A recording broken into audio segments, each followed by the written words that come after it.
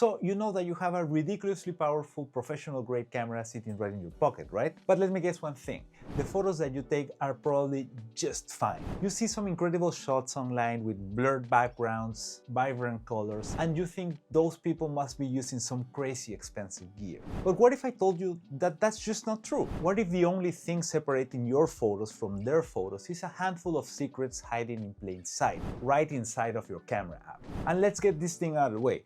The problem is not your phone. It may just be that you're not using it properly. And that ends today. In this video, I want to show you the 4 fundamentals of iPhone photography, so by the end, you will not just be taking pictures, but making art. Let's do it. The first section is mastering your camera modes. Alright, so let's kick things off with the basics that most people are just skipping. When you open up your camera, you'll see that carousel of words at the bottom that say portrait, photo, panel, etc. Most of us just leave it on photo and hope for the best. This could be our first mistake, but thankfully, there's an easy fix. Think of these modes as different brushes for an artist. You have to pick the right one for what you're painting. And yes, iOS is becoming smarter and smarter about this kind of options, so they will make the decision for you. But as of now, we still don't know if they will make the right decision all the time. So it's better to at least double check. Let's start from the first one, and that is photo mode. That is your all-purpose workhorse because it's the default and it's fantastic for everyday snapshots and street photography, basically because it's designed to be fast and reliable. The first secret is, though, that you need to take control of focus and exposure. So don't just point and shoot, at least try not to. There will be situations in which you will have to, but try to tap on the most important part of your image, which most likely will be your subject, and then you'll see a yellow box pop up. That is you telling the iPhone, hey, this is important for me, so make sure it's sharp. And it doesn't end there, it actually gets better. If you see, there's a little sun icon right next to the box. Well, if you slide your finger up or down on the screen, you can manually make the shot brighter or darker before you even press the shutter button. For example, if you've taken a photo of a gorgeous sunset and the sky is just blown out and looking like a horrible white mess, try this. Tap on the sky, then slide your finger down and you will see that those brilliant colors come back as you darken the shot. And now for an even more powerful trick, tap and hold the screen until you see the AE/AF lock. What this does is that it locks your exposure and focus, which is perfect when there's a lot of movement in the scene that can confuse your camera. Again, cameras on phones are very smart right now, but not smart enough to know when they need to keep this. So you need to be explicit. The next one is the mode that will actually make your photos look more professional, and that is portrait mode. And believe me, you may know it already, but there are so many people that just skip this mode altogether that I felt like I had to add this to the video. In fact, this was one of the reasons I got inspired to make the video itself. In short, this is the secret sauce for that beautiful blurry background or bokeh, however you want to call it. Portrait mode uses the iPhone software and multiple lenses to actually figure out what your subject is and separate it from the background, and then artistically adding that blur. So this will be actually different from what you see on a real lens on a camera, but in some photos it is good enough, especially if you don't have any other camera with you. Now, this is obviously designed for portraits of people, but it also works wonders on pets, food, and other subjects. Pretty much anything you want to make the start of the show. The key here is to have some space between your subject and whatever is behind them, and also to not have too much of busy backgrounds, because this can make the camera confused on what's your subject and what's not. For the best results anyway, try to keep a couple of meters between your subject and the background. Once you're in portrait mode, the phone will literally guide you. And this is one of the moments when the smartness of the phone actually helps you a lot. It will show you an indicator when it's locked on. And if already some people didn't know about portrait mode, they will know even less about what I'm about to tell you. Because here's a pro tip. You can actually edit that blur after you have taken the picture. This you can do by simply opening the photo, tapping on edit, and then the little F icon. That slider will let you increase or decrease the background blur as you wish, therefore giving you total control. And now even better, with newer iPhones you may not even need to be in portrait mode, because when the camera automatically detects that there's a person, will also automatically capture depth into it, letting you add that portrait effect later on.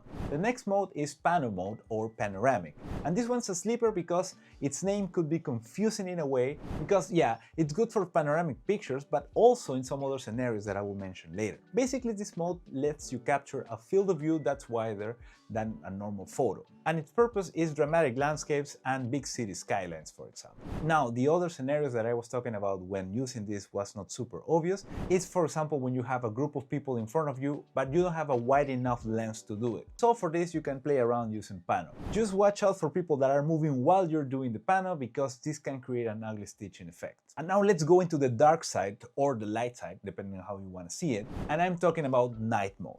Because if you have a fairly recent iPhone, then you're probably seeing this kicking automatically. Basically, when your camera detects that there's a low light in the scene, then a yellow moon icon pops up. And that's it, you're in night mode immediately. This mode is pure magic because it takes multiple pictures over a few seconds and blends them in together to create one single image that's brighter, clearer, and overall less grainy. You have to pay attention though what's going on screen, because what you will see is a number right next to the icon, like 3, as in 3 seconds.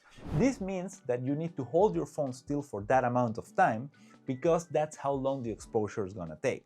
The one thing I would recommend though is to keep an eye out for stability, because the longer the exposure, the more critical it will be to keep your phone perfectly still. And I am not very good at that. So for the absolute best results in night mode, I would recommend you to actually don't even use your hands, but put your phone against a wall, a rock, a mini tripod, whatever you can find. And then set a timer, because that will give you reliable stability and unbelievably sharp and clean photos in the dark. And hey, don't forget about the different type of lenses that you also have at your disposal, and that's exactly what those little numbers at the bottom mean. You have 0.5, 1x, and 5x, whatever the number is depending on your phone. This will give you ultra-wide shots for the lower number, which will be perfect for huge scenes, or standard views with the 1x, which I personally would recommend to keep as much as possible, because this is the one with the sharpest lens all around. This changes a little bit depending on if you're using a new or an older phone, but if I can make a safe bet, the 1x will be the sharpest lens on any phone that we're talking about. And then of course we have the telephoto, which is the higher number. And this will let you zoom in without losing image quality, because it will not be a digital zoom.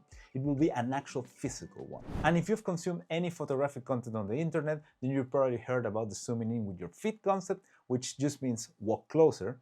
But when you can't, switching to that telephoto lens is 1,000 times better than pinching in the screen to digitally zoom, which will decrease the photo quality quite a lot. Now let's move over to section 2, which is unlocking your camera settings with the control panel for creativity. And by this point we have the modes down, but now it's time to take a few minutes trip into the settings app. And yeah, I know it sounds boring, but hold your horses, don't get out of the video just yet, because spending a few moments in the settings app can actually save you a lot of frustration and actually level up every photo you take from now on. First thing, and especially if you're a beginner in photography, I cannot stress this enough: turn on the grid. To do this, you have to go to settings, scroll down to camera, and flip the switch for grid. What this does is overlay a simple 3x3 grid on your camera screen. And you may be asking, why do I need to do that? And well, basically because it is the key to one of the most important rules in all of art, and that is the rule of thirds, which we'll get to in the next section, so stay tuned for that. For now though, trust me, turn it on. And while you're in there, also turn on level, because this will add a floating line that changes color and tells you when your camera is perfectly leveled or not. Basically, a tool against crooked horizons. And let me tell you, crooked horizons is one of the things that, if you're not experienced enough, you will not notice in the picture right away, but you will just get weird vibes from that picture, knowing that there is something there that it's not correct. And next up in camera settings, let's go a little bit more geeky. Let's go to the formats. And this one's a little bit more advanced, but it's actually where the real power hides. Because first of all, you have two options: high efficiency and most compatible. High efficiency saves photos as smaller files, while most compatible uses the classic JPEG. For most people, high efficiency is totally fine, but inside this menu, there's one extra option which I consider the holy grail, and that is Apple Pro RAW. So if you have an iPhone Pro, then you'll see a toggle for it. Turn it on. And what is it, you may be asking? Well, let me tell you, a normal photo is already processed by the iPhone, which, as I mentioned before, makes decisions about color and contrast for you.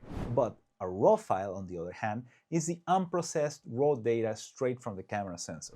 This will give you an unbelievable amount of information to work with while you're editing. And we'll get to editing a little bit later. But if you plan to edit photos, and even when you don't, because you may have to do it at some point, letting you rescue details from bright skies and dark shadows that would be completely lost otherwise is a lifesaver. Now, the one thing you do need to keep in mind is that files will be way bigger, so be mindful of when you need it, because you probably don't need it for all the photos, for example, to take pictures of your food. But if you're on a hike and decide smartly that you're not bringing your big camera because it just weighs too much, then I would say Pro RAW will be non-negotiable. And once you enable it, you will see a RAW button in your camera app that you can tap on and off on specific shots. Now let's head back to the camera settings page and find the option to preserve settings, which, if you ask me, is a huge quality of life improvement. Basically because if you've ever set up your camera just right, only to be reset the next time you open that app, then this option is the fix. I personally recommend preserving the camera mode, the creative controls, and especially the exposure adjustment. That way, if you're shooting in a consistently dark place, you don't have to keep on readjusting the photo exposure every time. But again, as with the previous setting, you can decide which parts to use per shoot. Now that we're kind of getting into the creative controls area, let's touch on photographic styles. And this is something that you can find in your camera settings app or in the app itself. So use it wherever is the easiest for you. And unlike a filter that you just slap on a photo, a photographic style is actually applied intelligently while the photo is being taken. This is key because it adjusts the tone and warmth while protecting the natural skin tones, for example. And you have different options to pick from, and you can even tweak those options. But now, if you're a complete beginner, I don't necessarily recommend you to make changes to the specific photographic styles that you're picking. But I would recommend you nonetheless to play around with these styles overall, because this is a great way to start developing consistent looks without actually having to do a lot of editing afterwards. And now to finalize this section over here, I want to talk about live photos. When you get a phone, by the way, you will have this option on by default.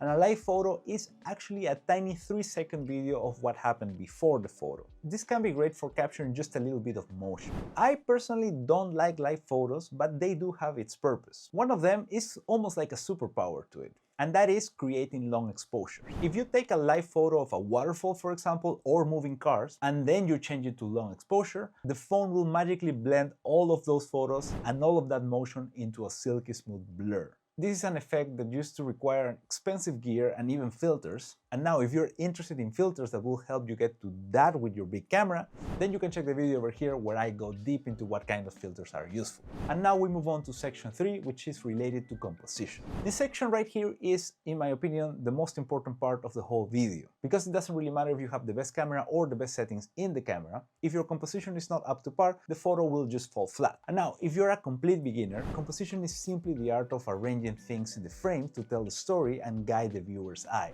There are a few rules you need to know in the beginning so that you can learn how to break them in the future when you have more experience. This brings me back to that point about the grid that we turned on in the camera settings, because that grid is your training wheels for the rule of thirds. The idea is simply that instead of sticking your subject right dead in the center, you can place it along one of the grid lines, or even better, at one of the points where two lines cross, because our eyes are naturally drawn to these points. If you're taking a picture of a person in a field, don't put them right in the middle, line them up with the left or right vertical lines, and then you will see how the whole image feels a little bit more dynamic. And now, as I mentioned before, because I can already see people complaining about this is not set in stone.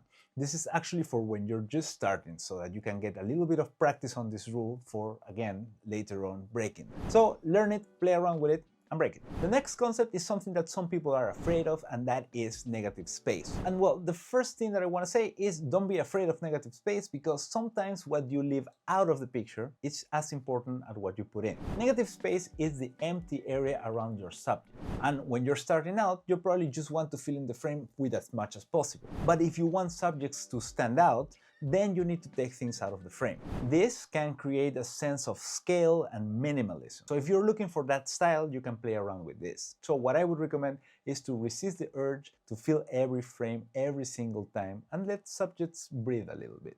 And here comes another one that's actually a personal favorite of mine, and that is symmetry and patterns. Our brains are hardwired to love symmetry, so look for scenes that have it. It could be man-made scenes like a building facade, or natural like a mountain reflection on a lake. For these shots, you can actually go ahead and break the rule of thirds. So you can place your subject right in the center to emphasize that perfect balance. And in the same way, keep an eye out for repeating patterns and textures, like brick walls, rows of trees, specific textures on clothes, people, you name it. All of this can make for a really cool and almost abstract looking pictures. And here's a simple trick that will instantly make your photos better, and that is change your perspective. Most of us take photos from chest height, and that is why so many photos look boring or even very similar. Some people say it's because everyone looks more or less at that height, so there's nothing interesting, everybody has the same perspective. So what we could do is get low on the ground for a more dramatic angle or find a higher vantage point for a bird's eye view. Basically, try to look for views that are not common for us humans. Shooting from down low, for example, can make a subject look larger than life, and shooting from up high can reveal patterns and geometry that you'll completely miss otherwise. A different perspective makes a different photo every time, which could be advice if you're doing the challenge of taking many photos of the same thing that I recommended on my video over here about how to plan your best photography year.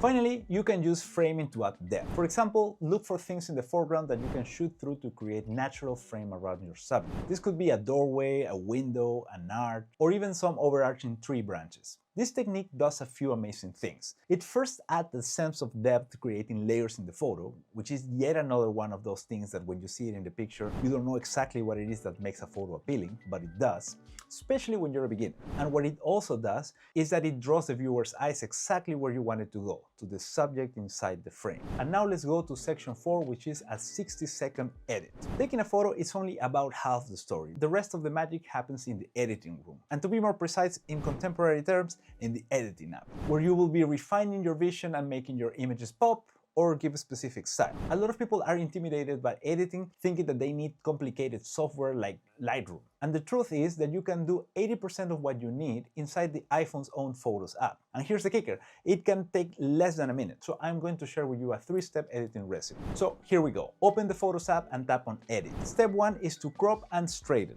This is the very first thing you need to do when you're checking composition, especially if you didn't do it while taking the picture. So tap on the crop icon and check, is the horizon level? And if it's not, use the straighten tool and fix it. Is the composition a bit weak? Well, then remember the rule of thirds and crop in to reframe your subject, basically cutting out any distracting junk on the edges. And I know this contrasts with what I said before, that cropping will make your image quality suffer, but remember, it's better to have a good photo with lower quality than a crappy one that looks very sharp. The second step is to adjust light and contrast. And now, let's get into the adjustment dials. I sometimes tap on that little magic wand icon for auto adjust to see what it does. Sometimes, when the stars align, it actually works quite well. And some other times, not so much. But give it a tap, and if the iPhone gods are happy today, then your iPhone will just nail it, and then you will have a perfect starting. From there, you can make some tweaks. The two most important sliders here are the exposure, which is the sun icon, and the contrast, which is the half-white circle. So exposure is the overall brightness, and contrast is the difference between darks and light part of the picture.